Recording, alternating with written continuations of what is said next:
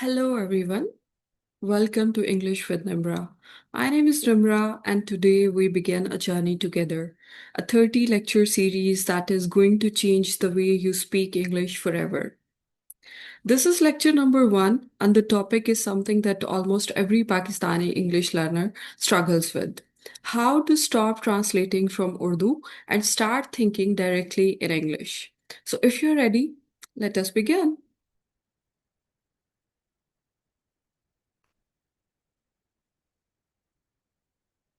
In today's lecture, we are going to cover six things. I want you to know exactly what you are getting before we start. Number one, we will talk about why your brain keeps defaulting to Urdu and how you can actually rewrite that habit.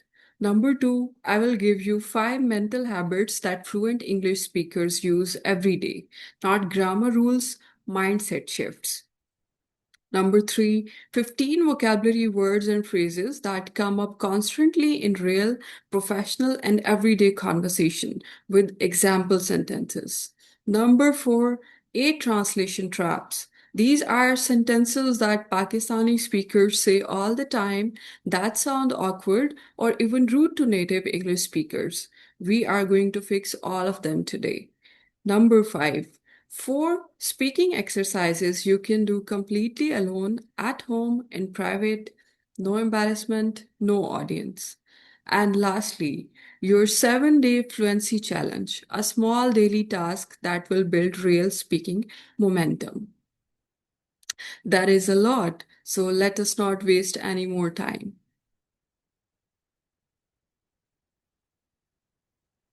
I want to start with a question, and I want you to be honest with yourself. How many of you know exactly what you want to say in English, but by the time you find the words, the moment is already gone? You studied English for years, you can read a newspaper article, you can write a proper email, but the moment someone asks you a question in English, your mind goes blank. You start thinking in Urdu, you start translating word by word, and by the time you have found the sentence, the conversation has moved on. This is not a language problem.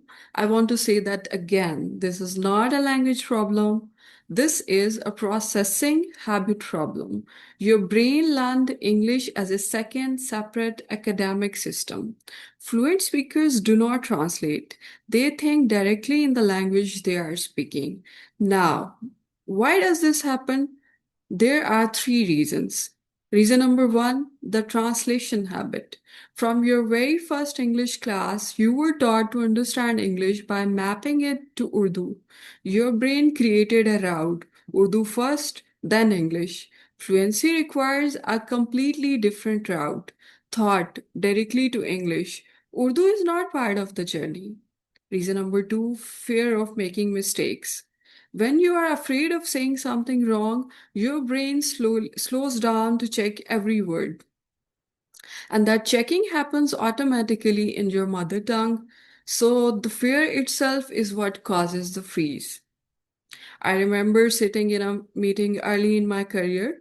Someone asked me a question in English in front of everyone. I knew the answer completely.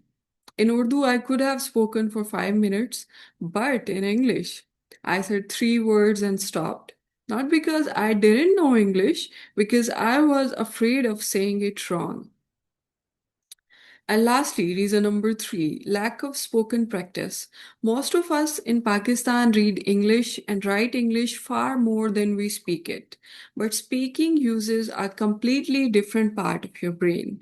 It needs its own separate practice. Grammar drills and textbooks alone will not build it. Here is what I want you to remember from this section. Even native English speakers pause, even they say even they rephrase their sentences. The goal is not perfection, the goal is flow.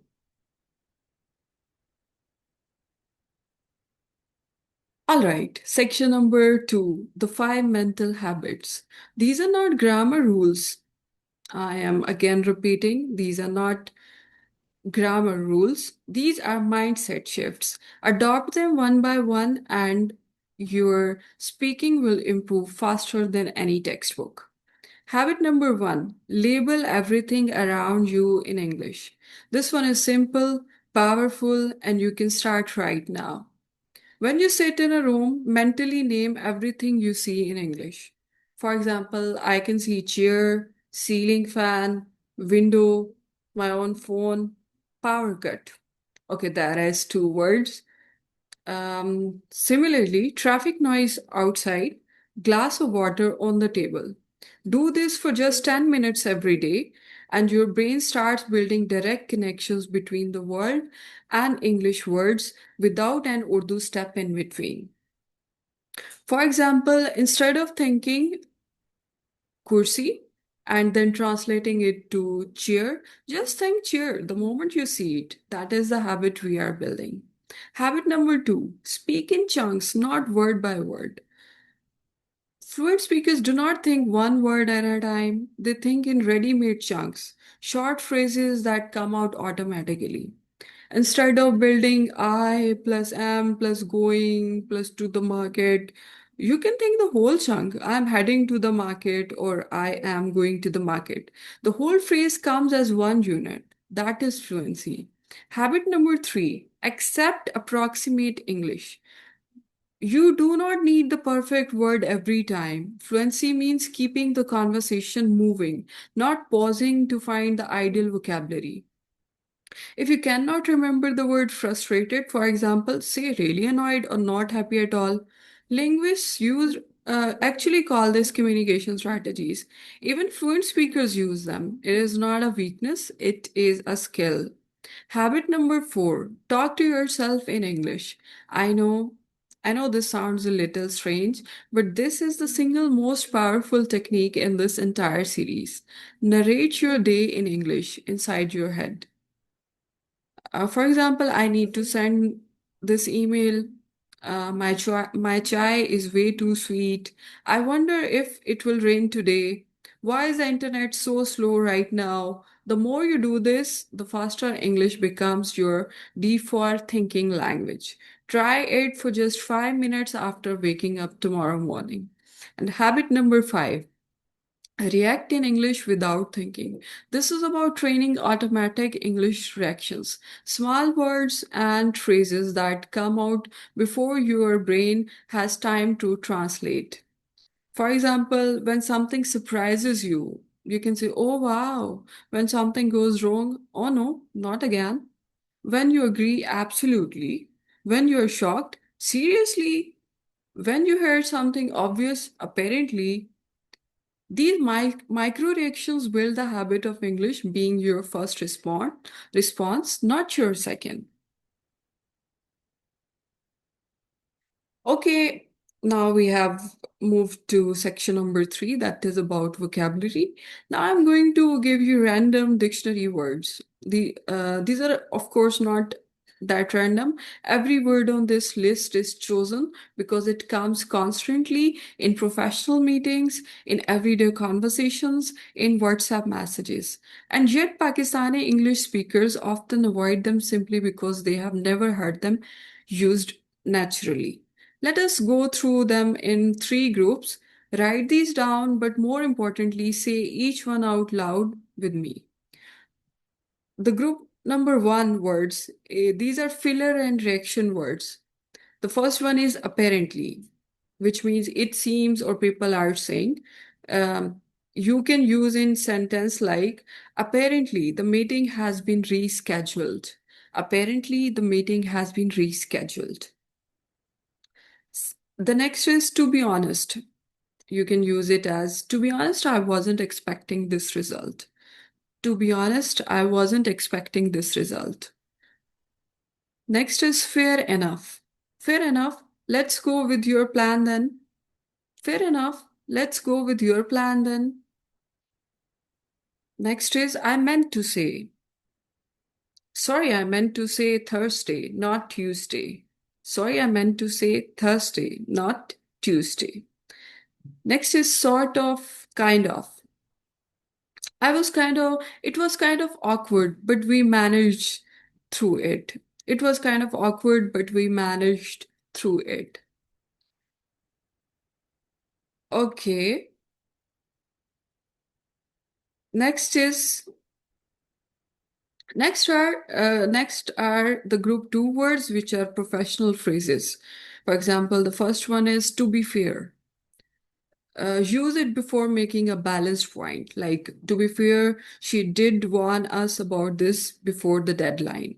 To be fair, she did warn us about this before the deadline. The more you practice it, the more you will become fluent. Next is figure out. Let me figure out what went wrong first and then I will explain. Let me figure out what went wrong first and then I will explain. The next one is bring up. Bring up means to raise a topic or to mention about something. Example is he brought up valid concerns in the meeting. He brought up valid concerns in the meeting. Or he brought up some really valid concerns in the meeting. Next is come across. To appear or seem a certain way to others. Come across means to appear or seem a certain way to others, and you can use it in sentence like you come across as very confident in interviews. That is a real strength. You come across as very confident in interviews. That is a real strength. Next is I meant to say. Use this to correct yourself mid sentence. Sorry, I meant to say Thursday, not Tuesday. My mistake. Sorry, I meant to say Thursday, not Tuesday. My mistake. Group number three is everyday conversation words. For example, the first one is catch up, to update each other, meeting a friend or colleague after a gap. Then you will use this word catch up. For example, let's catch up over chai this evening. I have so much to tell you. Let's catch up over chai this evening. I have so much to tell you. Deal with. That means to handle or manage something. You can use it in sentence like, I will deal with the paperwork tomorrow morning. Don't worry. Don't worry, I will deal with the paperwork tomorrow morning. At the moment, right now or currently. That means right now or currently. And we can use it in example as, I'm a bit busy at the moment. Can I call you back in 10 minutes? I'm a bit busy at the moment. Can I call you back in 10 minutes? In a rush. In a rush means in a hurry. Sorry for the short message. I was completely in a rush this morning. Sorry for the short email. I was in a rush. Sorry for the short email. I was in a rush. No wonder. No wonder means it makes sense. No wonder she looked tired. She worked all night. No wonder she looked tired. She worked all night. Bear with me. Bear with me means please be patient. Bear with me. The page is loading slowly. Please be patient. Use this when something is taking time. Bear with me. The page is loading slowly. Just 1 second. So these are 15 words, three groups. My practice tip for you, pick three words from this list each day. Use each word in three real sentences about your morning, your work, anything, and say them out loud. Not in your head, out loud. Okay, section number four, and this one is my personal favorite, translation traps. When we think in Urdu first and then translate, we often produce sentences that are grammatically possible in English, but sound unnatural, awkward, or even unintentionally rude to native speakers. And here is the thing, we have all said these. I have said these, so there is absolutely no judgment here. We are just replacing them with something better. We often say, I am having hunger. Instead, say, I am hungry. This is a direct Urdu structure. For example, मुझे भूख लगी है. And in English, we can be more simple and direct. I am hungry. मैं भूखा हूँ या मैं भूखी हूँ. We often say she's my cousin sister. Instead, we can say she's my cousin because the word cousin is the right expression in English. Cousin sister and cousin brother, these do not exist in standard English. Cousin already covers both. We often say do one thing. Instead, say, here is what I suggest, or try this. Do one thing sounds commanding, almost bossy. So I would suggest that you can use here is what I suggest or try doing this. Trap number four is we often say I will do it by hook or crook. I will do it by hook or crook. Instead, we can say I will make it work no matter what. I will make it work no matter what. By hook or crook is an extremely old fashioned in English idiom and it sounds slightly threatening in modern usage. So we can make it more simpler. I will make it work no matter what.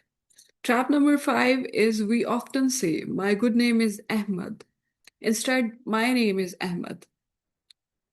In English, there is no such thing as good name, just your name. So just say, my name is Ahmad, or I am Ahmad. My name is Nimra, or I am Nimra. That is a better expression. We often say, please do the needful. Instead, say, please handle this, please proceed with this. This is very common in South Asian offices, but it sounds strange outside South Asia. Replace it with something specific. Please handle this paper to the boss. Please proceed with these documents. Trap number seven, we often say, I'm not getting you. Instead, say, I do not follow, I do not understand. In English, we say I don't follow or I don't understand because that is a better translation than I'm not getting you. In Urdu, it's a direct translation of मुझे तुम्हारी समझ नहीं आई. But I do not understand. मुझे समझ नहीं आई. I don't follow. मुझे नहीं समझ आई. Both are better direct expressions that will help you improve your fluency. Trap number eight, we often say she expired last year. Instead, say she passed away last year. In English, expire is used for products like medicines, passports, contracts, etc. For people, we always say passed away. Remember, none of these mistakes mean your English is bad. They mean your brain is still using Urdu grammar as a template. Awareness is the first step, and you have just taken it. Section number five, speaking exercises. And before I explain them, I want to say something important. I know that practicing speaking feels embarrassing. Nobody wants to talk to themselves and feel foolish. So, all four of these exercises are designed to be done completely alone in private. No audience, no judgment, just you and the language. Exercise number one, that is the mirror minute. Stand in front of a mirror, talk to yourself in English for exactly 60 seconds. Your topic will be describe your day so far. Do not stop, even if you make mistakes.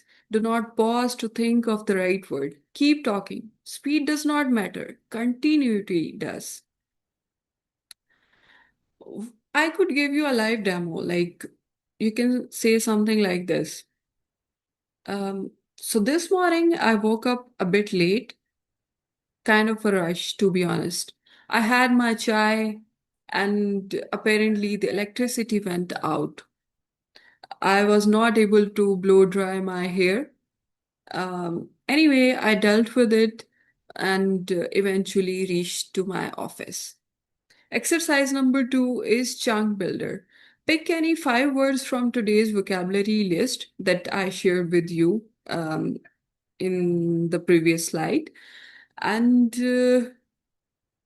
from each word, make one sentence. Say it out loud, not in your head, out loud. Then connect two of these sentences into a short paragraph. For example, to be honest, I was in a rush this morning. I could not figure out where I left my keys. So, see, you can see how these two sentences connected naturally. That is exactly what you are practicing. You are connecting two or more than two sentences together to enhance your fluency. Exercise number 3 is the reaction drill. I'm going to read 4 scenarios. Your job is to respond out loud immediately without thinking. 1 to 2 natural sentences. Do not overthink. Scenario number 1: your friend is 45 minutes late to meet you. What do you say when they finally arrive? Okay. Your possible response could be, seriously, 45 minutes? I was about to leave. What happened to you? Do not answer in Urdu. Try to try to respond him or her in English. Okay, seriously, 45 minutes? I've been waiting for you. I was about to leave. What happened to you, yaar? Scenario number 2: your boss just praised your work in front of the entire team. How will you possibly respond? You could say, thank you so much. Honestly, I wasn't expecting that. I really appreciate it. That was really kind of you. I wasn't expecting it, but I'm so happy. I'm so glad that you really see my work and appreciated it.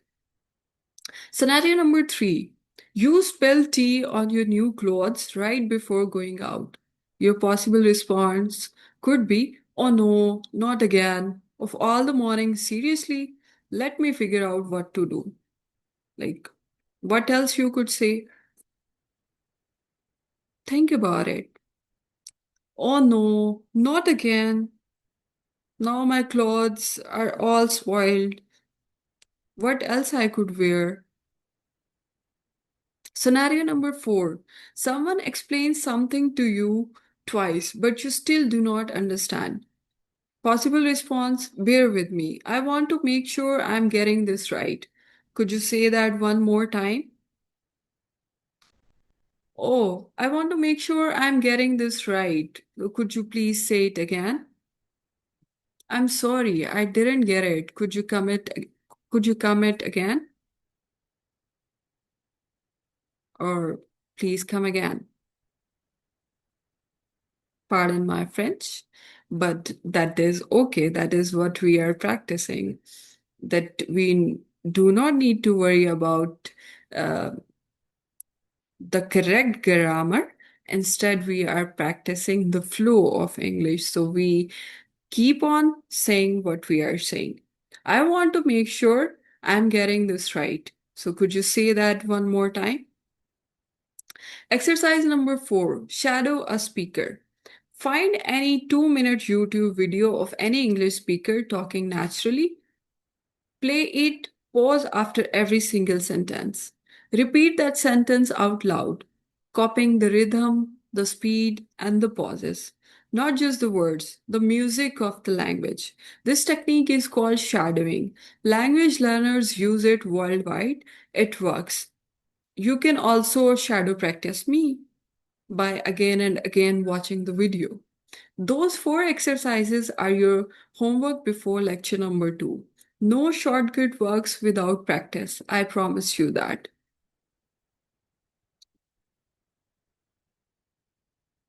Okay, section number 6 and the final section of every lecture in this series, your 7-day challenge. Each task takes under 10 minutes. The goal is simple: build a daily speaking habit. That is the single most important thing you can do. Day number 1: talk to yourself in English for 2 minutes about what you did yesterday. Just 2 minutes. You can do this lying in bed before you get up. Day number 2: use 5 words from today's vocabulary in real conversation or WhatsApp messages. Real context, real use. Day number 3: check yourself throughout the day. Did you say any of the 8 translation traps sentences? If yes, catch it, fix it, move on, no guilt. Day 4: record a 1 minute voice note in English. Play it back. Notice what sounds natural. Notice what still needs work. Day number 5: shadow 1 2 minutes YouTube video using the technique from exercise number 4. Just one video, just 2 minutes. Day number 6, have one full conversation in English, even if it is with a family member or a friend. Even 5 minutes counts. And lastly, day number 7, write down 3 sentences in English that you struggle to say this week. Practice each one 5 times out loud. By the end, they should feel completely natural. Screenshot this, print it, stick it on your mirror or your study table. Tick off each day. If you complete all 7 days, you will notice a real difference by the time lecture 2 arrives. I promise you that. And that brings us to the end of lecture number 1 of English with Nimra. Today we covered a lot. We talked about why we freeze and it is not your fault. We talked about 5 habits that fluent speakers use, starting with labeling the word around you in English and ending with training automatic reactions. We went through 15 vocabulary words and phrases for professional and everyday use. We caught 8 translation traps and replaced them with natural English. We practiced 4 exercises you can do completely alone. And you now have your 7 day challenge. The one thing I want you to take from today is this: you already know English. What you are building now is the habit of using it. If this lecture helps you, please share it with one person who also struggles with English fluency. Leave a comment below with one word from today that was new for you. That takes 30 seconds and it helps this challenge. It helps this channel reach more people who need it. I will I will see you in lecture number 2 where we go deeper into speaking without hesitation. Until then, keep speaking, keep going. You have got this. Freeze no more.